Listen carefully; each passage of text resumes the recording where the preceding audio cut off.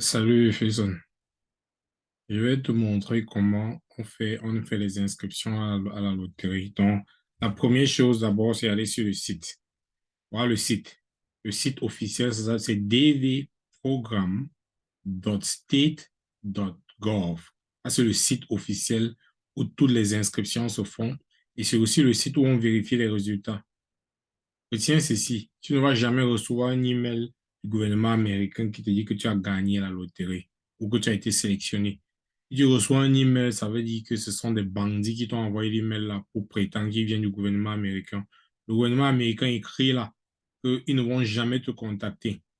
Si tu viens lire tout ce qu'ils ont écrit là, ils ont dit que si tu veux vérifier tes résultats, tu dois venir dans ce site.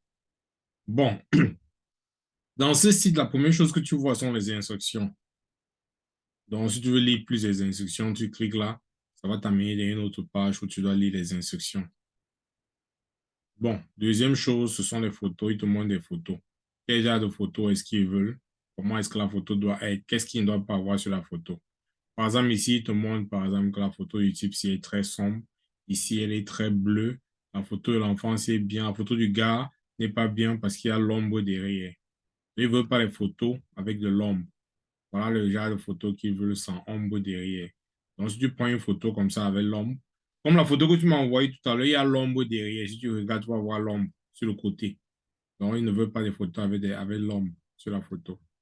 Donc, ce sont les photos qu'ils veulent, quoi, le genre de photos qu'ils veulent. Maintenant, dans le site, maintenant, voici où on s'inscrit. Là où on met Entry Form, Begin Entry. Donc, pour commencer à t'inscrire, tu viens ici, tu cliques là. La première chose qu'ils vont te faire, ils vont te donner un code d'entrée pour valider que tu n'es pas un robot. Donc, quand tu entres le code, tu submit. Submit, ça veut dire que tu soumets. Oh, j'ai mis le mauvais code. Donc, ils m'ont donné un autre. Je vais essayer celui-ci. Voir.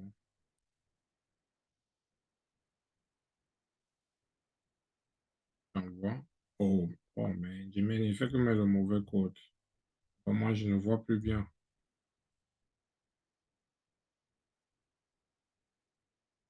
OK, finalement, j'ai mis le bon code. Donc, quand tu entres dans le site, ce qu'ils vont te demander ici, c'est le nom de famille.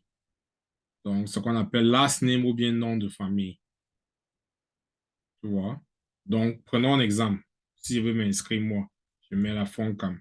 Maintenant, prénom, là, je mets Stéphane. Maintenant, ici, on met middle name. Tu ne mets rien là-dedans. En Afrique, on n'utilise pas les middle name. Donc, tu cliques ici. Tu t'assures que ton nom et prénom suffisent ici. Sauf si c'est que tu as un nom de plus de 5 caractères que tu peux augmenter un ici.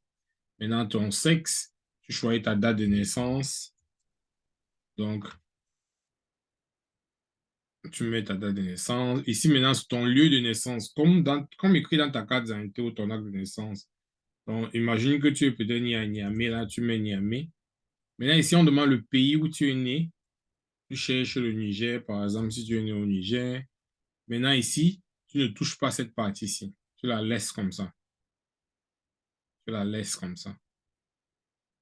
Donc, ça, cette partie-ci, pour t'expliquer ce que c'est. En réalité, on considère les gens en fonction de leur pays de naissance. Mais si tu veux qu'on te considère, par exemple, prenons l'exemple de ta femme. Je ne sais pas si elle a déjà la nationalité. Comme elle est née au Niger, mais elle est béninoise, elle peut dire qu'elle veut qu'on la considère comme une béninoise. D'ailleurs, venir choisir le Bénin ici. Mais pour le moment, laisse cette partie, ne veux pas t'embrouiller avec. Ici, maintenant, c'est là où tu mets la photo, la partie ici. Tu sélectionnes là, tu vas dans ton ordinateur où la photo est et tu cherches la photo. Tu t'assures que c'est la bonne photo. Tu la mets là. Donc, voilà la photo.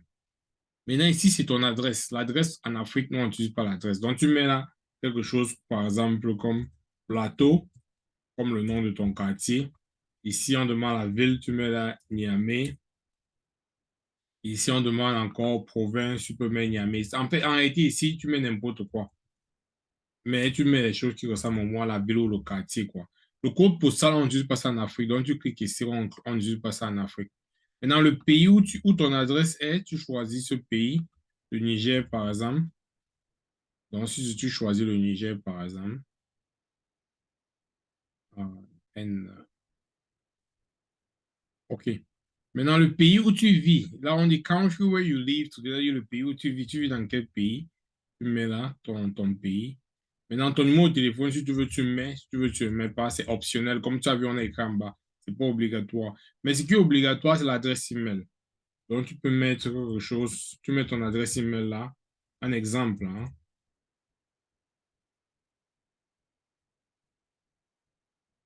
Tu mets là.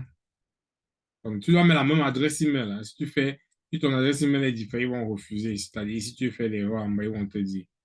Maintenant, ici, c'est le niveau d'études. Tu choisis l'école primaire, le secondaire, tu as fini le lycée, tu as fait des écoles professionnelles, tu as pris tes cours à l'université. Si tu as un diplôme universitaire, tu peux choisir ceci. Si tu as pris un master, si tu as un diplôme de master, tu choisis ça.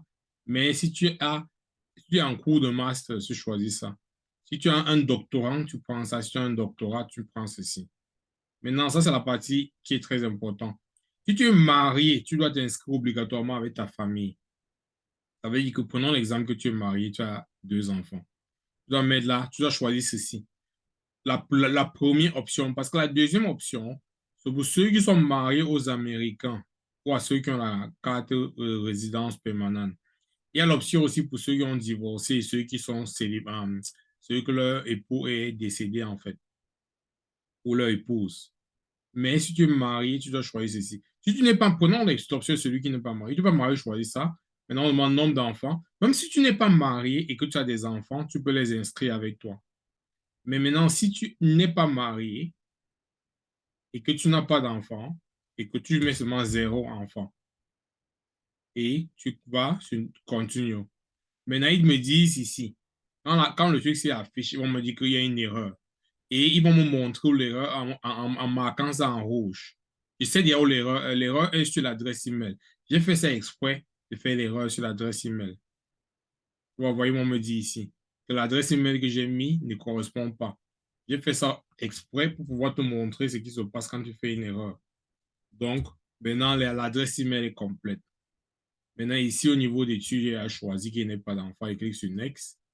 Maintenant, quand tu cliques sur Next et qu'il n'y a pas d'erreur, on te montre cette dernière page pour que tu vérifies toutes les informations.